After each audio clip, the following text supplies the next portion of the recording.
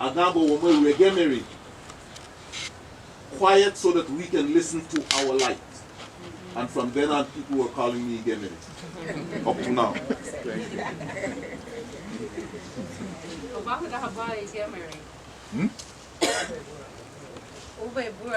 Okay.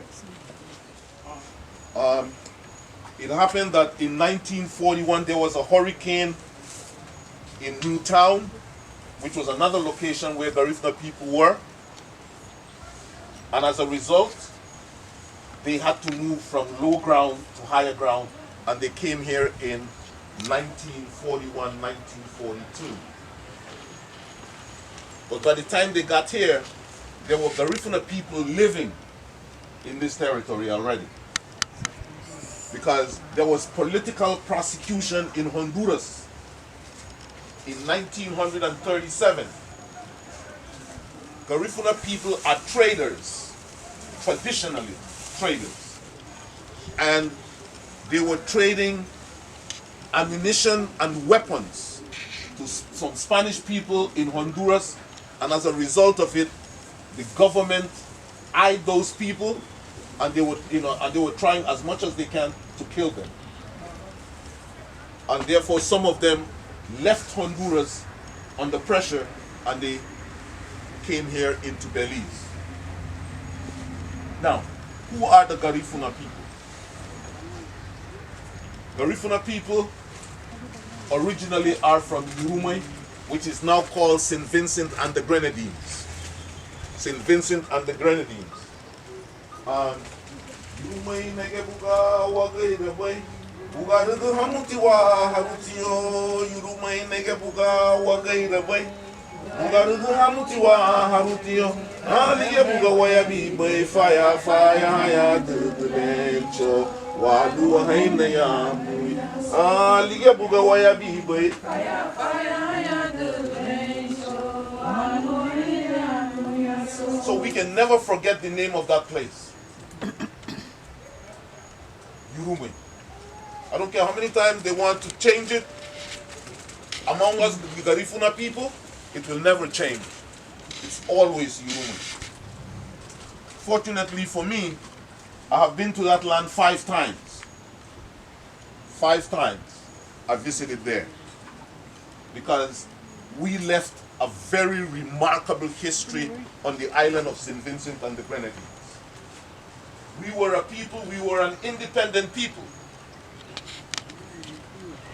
4 years before the United States got its independence. What year did the United States get its independence?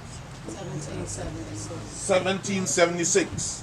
In 1772, the Garifuna nation was signing a treaty with Great Britain about Urume. 4 years before the United States became independent.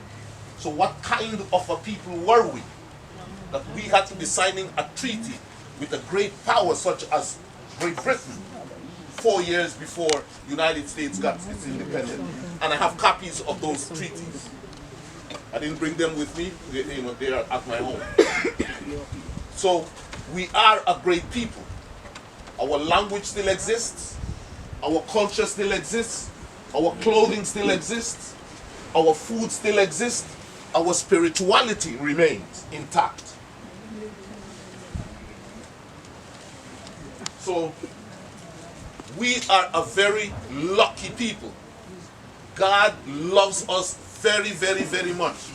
Because when the British exiled the Garifuna people from Urume, they were never to exist on the face of this earth.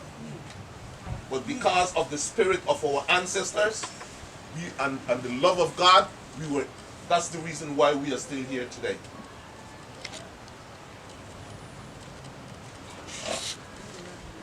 And I think the next thing to do now is to seek reparation from Great Britain for the injustices that it did towards the Garifuna people. Yes, yes. Because so many people died, couldn't make it. There were only 2,028 Garifuna men, women, and children who arrived in Roatan after 31 days from St. Vincent to Roatan off the coast of Honduras. All right? And out of that 2,028 people,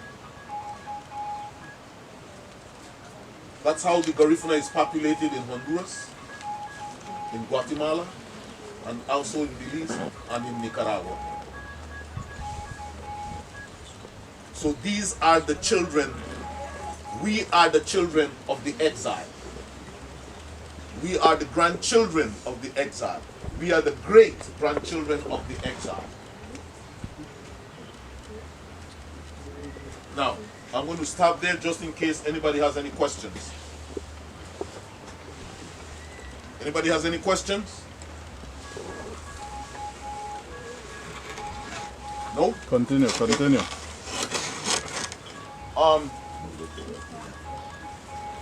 In Belize, I'm going to deal with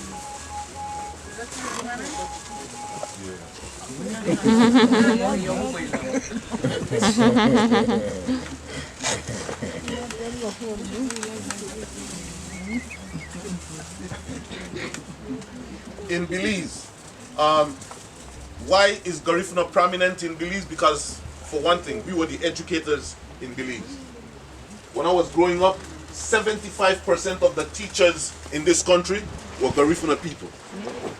They were sent all over Belize to teach the Indians, to teach everybody in the little corners of this country. So it's the Garifuna people who educated Belize. We are the educators. All right? We are the civil servants in the government. So we have contributed a great deal, not only in Belize, but also in Honduras and Guatemala, and also in Nicaragua.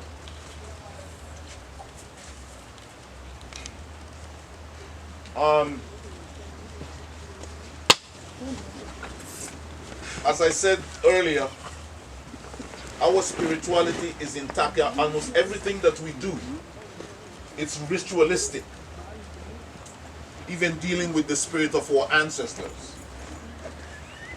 When I was going to school in the United States, and they talked about DNA, after describing this whole process of DNA, I said, wait a minute. If my ancestor is in my DNA, is that the reason why Garifuna people are able to invoke that ancestor and that ancestor come into being? And if that is the case, then the Garifuna people are a spirit, are a powerful people. You know what it is for your father, your great-great-grandfather to be in you, and somebody invoke that person to come out and take somebody else's body to show you that it existed? That's a lot of power. Recently, when did Felix pass away? Last year? Or year before? Last year. This is how powerful Garifuna people are. It happened that this young lady, she was sick. She was about to expire, to pass away. But then there was a wedding to take place, her daughter's wedding. Do you know what the spirit of her great-grandfather told her?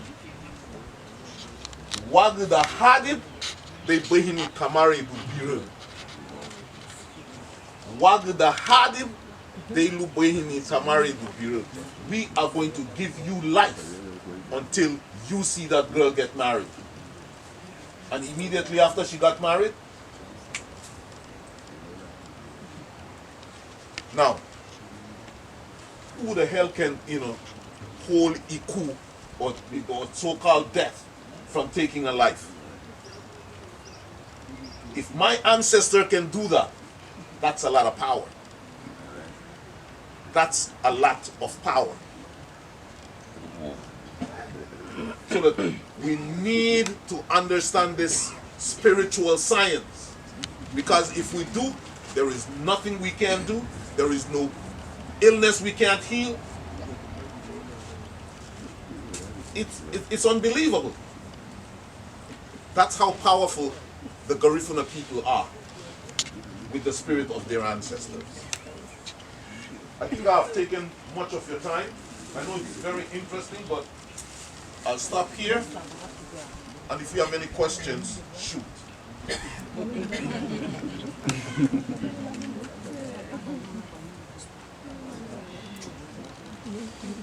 Yes? Do you have a person within your group that holds the stories, the oral stories of your people? It's usually the elders that that do that. And they would pass on that information to to the younger ones. Like the griots, in Africa. Any other question? Then I think the next agenda is what? Okay. You have a performance. Thank you very much. Thank you.